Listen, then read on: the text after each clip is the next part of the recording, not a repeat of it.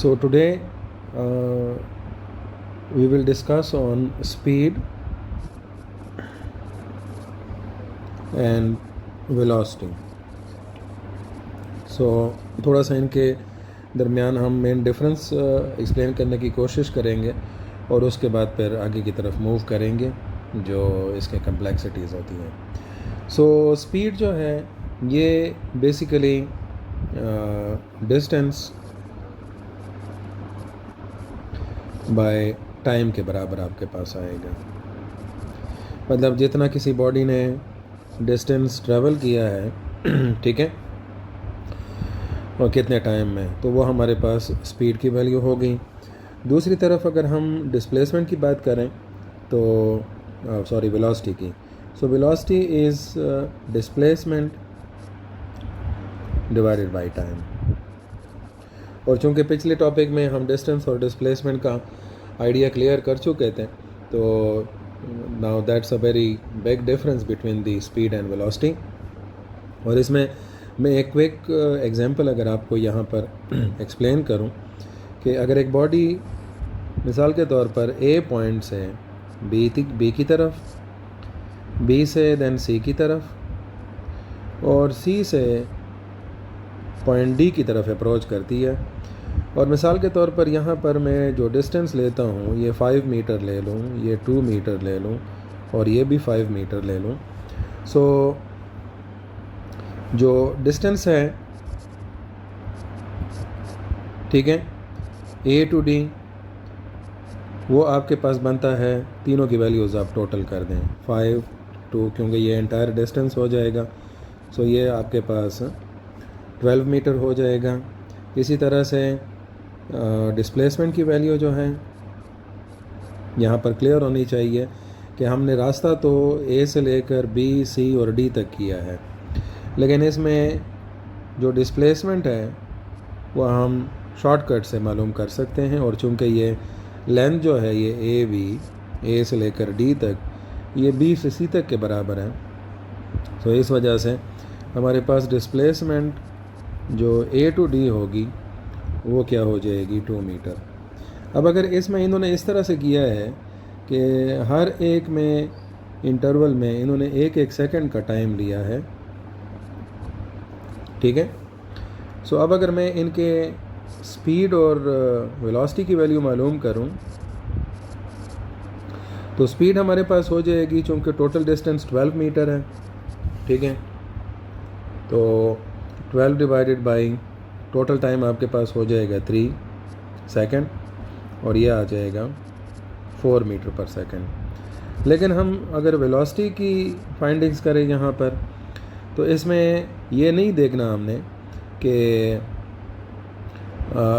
ए से लेकर डी तक कितना टाइम लगता है, क्योंकि ए से लेकर डी तक तो अगर मैं बी का रेफरेंस, बी से लेकर सी तक का रेफरेंस यूज़ करूं तो फिर तो 1 सेकंड लगता है. नो, ए से लेकर इस डी तक आने में बेसिकली 3 सेकंड लगे हैं. तो पूरा जो टोटल डिस्प्लेसमेंट है 2 मीटर, उसको आप 3 सेकंड पे डिवाइड कर लेंगे और आपके पास रिज़ल्ट आ जाएगा 0.66 मीटर पर सेकंड. तो यहाँ से बहुत इजीली हम इन दोनों क्वांटिटीज़ के दरमियान, बल्कि इन चारों क्वांटिटीज़ के दरमियान, डिस्टेंस हो गया, डिस्प्लेसमेंट हो गया, स्पीड और वेलोसिटी, इनके दरमियान इस एग्जांपल से बहुत अच्छी तरीके से हमें ये डिफरेंस पता चल जाता है. ओके. फिर उसके बाद जो फर्दर डिस्क्रिप्शन है स्पीड की और वेलोसिटी की, उसमें हमारे पास क्या क्या कंसिडरेशंस होनी चाहिए हैं कि स्पीड जो है ये एक स्केलर क्वांटिटी है, ठीक है. वेलोसिटी जो है ये वेक्टर क्वांटिटी है. स्पीड जो है ये हमेशा पॉजिटिव रहेगी, ठीक है. ये कभी ज़ीरो कंसिडर की जा सकती है, लेकिन ये उस वक्त कंसिडर होगी जब एक बहुत ही short distance covered in a very long period. तो उस वक़्त जैसे कि आप बर्नौलीज़ इक्वेशन के एप्लीकेशंस में देखते हैं कि अगर किसी कंटेनर से पानी किसी टेप के थ्रू में बह रहा है तो ऊपर वाले सरफेस की जो स्पीड है उसको हम ऑलमोस्ट ज़ीरो कंसिडर कर लेते हैं। तो इस वजह से जब ये शॉर्ट डिस्टेंस कवर करेगा कोई ऑब्जेक्ट बहुत बड़े पीरियड में, तो उसमें चूँकि v की वैल्यू बहुत कम हो सकती है, तो उस वक़्त इस कंडीशन के बेस पर हम v को nearly equal to zero consider कर सकते हैं। और जो एक स्ट्रेट फॉरवर्ड स्टेट हो जाएगी रेस्ट वाली केस, तो उसमें भी आपके पास v की वैल्यू, स्पीड की वैल्यू ज़ीरो कंसिडर की जा सकती है। दूसरी तरफ और ये पॉजिटिव का भी यहाँ पर पॉइंट क्लियर होना चाहिए है कि ये पॉजिटिव क्यों है, क्योंकि ये जितना भी चाहे एक पॉइंट से स्टार्ट करके वो दोबारा उसी पॉइंट पर आ जाए, तो इसका मतलब ये नहीं है कि यहाँ पर डिस्टेंस ज़ीरो हो गया। ना, जितना भी ये स्टेप्स लिए गए हैं इस ट्रैक पर वापस आने के लिए, वो सारे के सारे स्टेप्स जो हैं वो काउंट होंगे। तो इस वजह से इसमें कोई नेगेटिव वाला इम्पैक्ट आएगा ही नहीं आपके पास। जहाँ तक वेलोसिटी की बात है, तो वो वेलोसिटी चूँकि एक वेक्टोरियल टर्म है, सो ये पॉजिटिव भी हो सकती है और नेगेटिव भी हो सकती है और ज़ीरो भी हो सकती है। एवरेज वेलोसिटी आपके पास ज़ीरो भी हो सकती है। जैसे कि मैं तीनों की इंडिविजुअल कंडीशंस आपको यहाँ पर बता देता हूँ कि अगर एक मीन पॉइंट या एक स्टार्टिंग पॉइंट मैं कंसिडर कर लूँ, पॉइंट है, और उससे मैं क्या करता हूँ, बी की तरफ मोशन करता हूँ, ठीक है। सो इस सिचुएशन में अगर ये ए टू बी, ये राइट वर्ड डायरेक्शन मैं कंसिडर कर रहा हूँ कि ये पॉजिटिव है, तो इधर मैं जितनी भी ट्रैवलिंग करूँगा इस डायरेक्शन में, इस डायरेक्शन में ए टू बी हमारे पास इस वेलोसिटी को पॉजिटिव कंसिडर किया जाएगा, ठीक है। लेकिन अगर मैं यहाँ से टर्न लेकर वापस आता हूँ, सो ये जो बी टू सी वाली जर्नी है, ठीक है, लेट्स से मैं सी तक पहुँच गया, तो ये बी टू सी वाली जर्नी चूँकि फर्स्ट मोशन के अपोजिट है, तो इसलिए यहाँ पर ये नेगेटिव वेलोसिटी कंसिडर की जाएगी, क्योंकि बेसिकली ये बी टू सी की मोशन में हम जो पहले ए टू बी डिस्प्लेसमेंट कवर कर चुके थे, ये उसको अब हम कम करने जा रहे हैं। So automatically that will be considered as negative. और अगर ये सिचुएशन इस तरह से हो जाए कि हम ए से इनिशिएट करें, बी तक जाएं, और दोबारा बी से इनिशिएट करके ए तक अप्रोच कर जाएं, ठीक है, सो हमारे पास जो डिस्प्लेसमेंट है उसकी वैल्यू ज़ीरो हो जाएगी। और इसी तरह से एवरेज वेलोसिटी जब यहाँ पर कैलकुलेट होगी, वो भी हमारे पास क्या होगी, ज़ीरो। अच्छा, अब अगर स्पीड के लिए इंक्रीज़ हो, इंक्रीज़ और decrease in speed,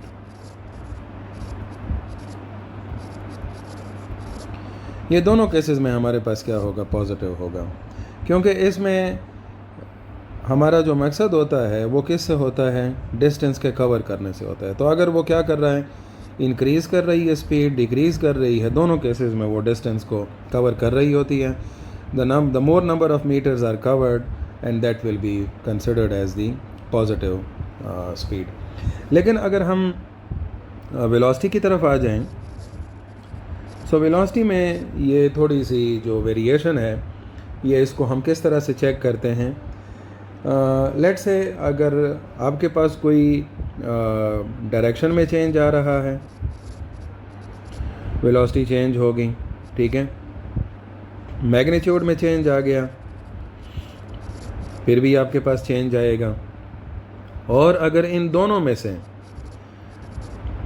both magnitude and direction, दोनों quantities at the same time change हो रही हैं, तो वो हो सकता है। इसकी एग्जांपल आप इस तरह से ले सकते हैं, एक बॉडी इस डायरेक्शन में जा रही है, यहाँ पर उसकी वेलोसिटी नोट की गई, इस पॉइंट पर उसकी वेलोसिटी थी 10 मीटर पर सेकंड, इसी डायरेक्शन में ये जा रही थी, और फिर उसने क्या कर लिया, टर्न ले लिया, और टर्न लेते वक्त उसने अपनी वेलोसिटी में के मैग्नीट्यूड में चेंज नहीं किया लेकिन डायरेक्शन चेंज की है, तो इस वक्त आपके पास वेलोसिटी में चेंज आएगा।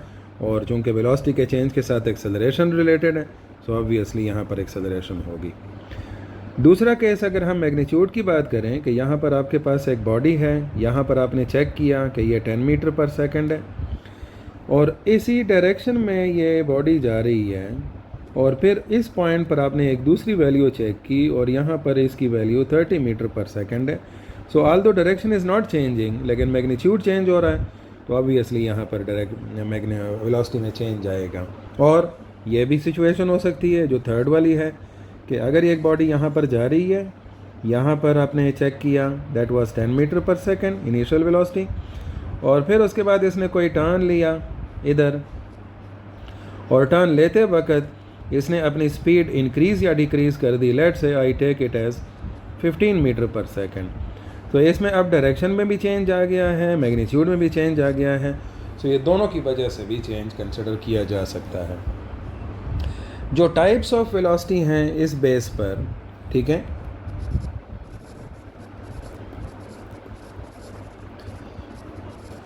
वो हमारे पास अब किस तरह से आएंगे। उसमें हमारे पास एक यूनिफॉर्म वेलोसिटी है,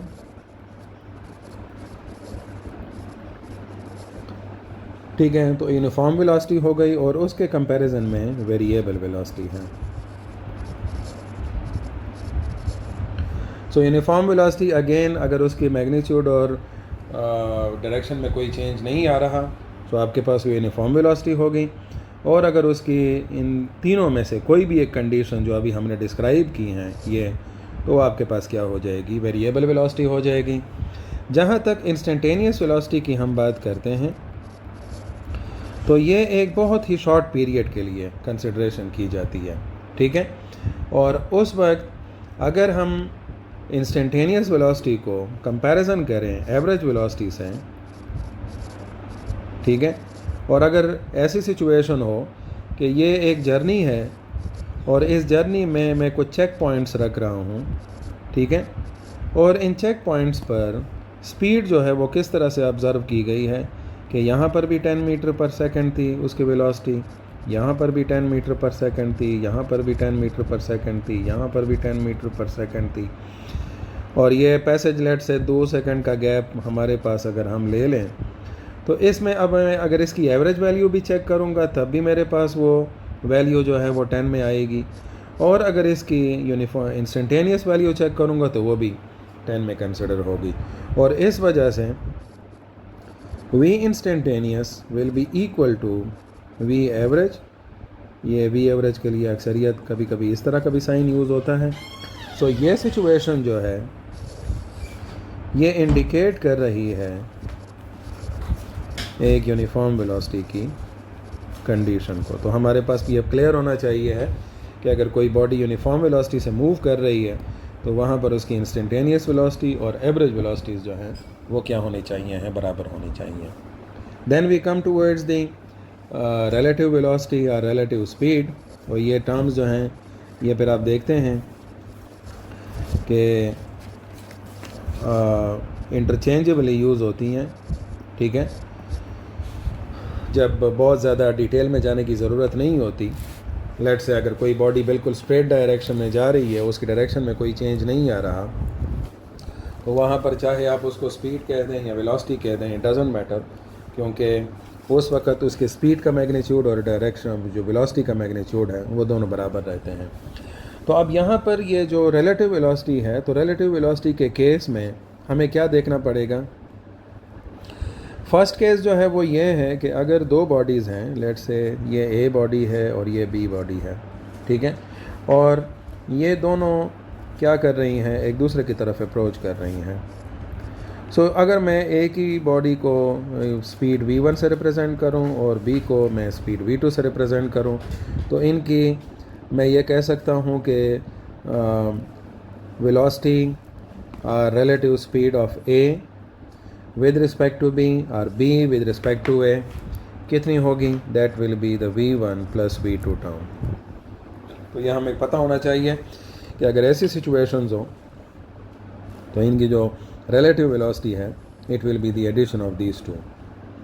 यहाँ पर चूँकि इस टर्म से हमारा मकसद क्या होता है कि अगर ये बी अपनी जगह पर स्टैटिक होती और ए बी को अप्रोच करती, तो उस अप्रोच करने में सिर्फ़ और सिर्फ ए की वेलोसिटी ही रोल प्ले करती।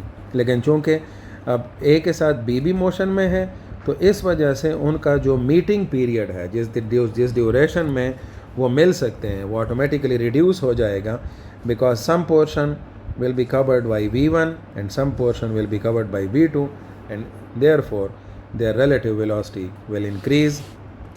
इसी वजह से अगर गाड़ियाँ भी एक दूसरे से आमने सामने से टकराती हैं तो वहाँ पर कोलिजन जो है वो काफ़ी इम्पैक्टफुल होता है, और उसकी वजह क्या होती है, that the relative velocity is added. दूसरा केस जो है वो हमारे पास क्या है कि बॉडीज़ जो हैं, let's say this is body ए, ये बी है, और ये क्या कर रही है, बी जो है उसकी वेलोसिटी आप v2 कंसिडर कर लें, ये v1 कंसिडर कर लें। अब इस वक्त जो इनकी रिलेटिव वेलोसिटी होगी, it will be the subtraction, और सब्ट्रैक्शन में आप कोई भी कर लें, v2 माइनस v1 कर लें, v1 माइनस v2 कर लें, डजंट मैटर। लेकिन यहाँ पर आपके पास जो रिलेटिव वेलोसिटी होगी वो इनका सब्ट्रैक्शन होगा, और उसको आप इस तरह समझ भी सकते हैं कि अगर मैं ये कह दूँ कि इसकी भी वैल्यू 40 मीटर पर सेकंड है और इसकी भी वैल्यू 40 मीटर पर सेकंड है, तो ऑब्वियसली इनकी एक दूसरे के लिहाज से रिलेटिव जो स्पीड है वो ज़ीरो हो जाएगी, because A will never come to reach to B. अगर ए को बी से अगर ओवरटेक करना है तो उसकी वेलोसिटी जो है वो बी के मुकाबले में ज़्यादा होनी चाहिए। सो इस वजह से यहाँ पर हमें जब सेम डायरेक्शन में मूवमेंट हो रही हो तो उस वक़्त हमें क्या करना होगा, एडिशन करनी हो, सब्ट्रैक्शन करनी होगी स्पीड्स की। और तीसरी सिचुएशन हमारे पास क्या आती है, सो दैट वाज केस 1, ठीक है, दिस इज़ केस 2। और केस 3 जो है वो भी एग्जैक्टली ऐसे ही है, लेकिन थोड़ा सा हम उसकी डायरेक्शन में चेंजेस ले आते हैं कि बी जो है वो राइट की तरफ अप्रोच कर रहा है v2 की स्पीड से, और ए जो है वो लेफ़्ट की तरफ अप्रोच कर रहा है v1 की स्पीड से। और इस तरह से अगर ये ए वाली बॉडी रेस्ट में होती, ठीक है, तो बी ए से दूर जाता अपनी v2 की वजह से। लेकिन अब चूँकि दोनों एक दूसरे से दूर जा रहे हैं तो वो उनका एक दूसरे से दूर जाना जो है वो इंक्रीज़ हो जाएगा वो रेट, और इस वजह से यहाँ पर भी उनकी रिलेटिव स्पीड जो है वो क्या होगी, ऐड होगी।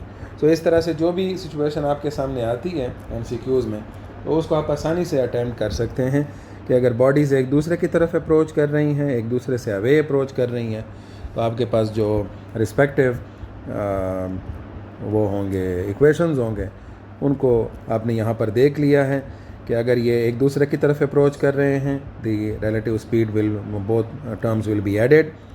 एक दूसरे से दूर जा रहे हैं तब भी ये आपके पास एडिशन हो रही होगी, और अगर ये एक दूसरे के पीछे जा रहे हैं, just like one is chasing the other, तो उस वक़्त आपके पास यहाँ पर रिलेटिव स्पीड्स की सब्ट्रैक्शन होगी, ठीक है, और वहाँ से ही आपको रिज़ल्ट मिलेगा।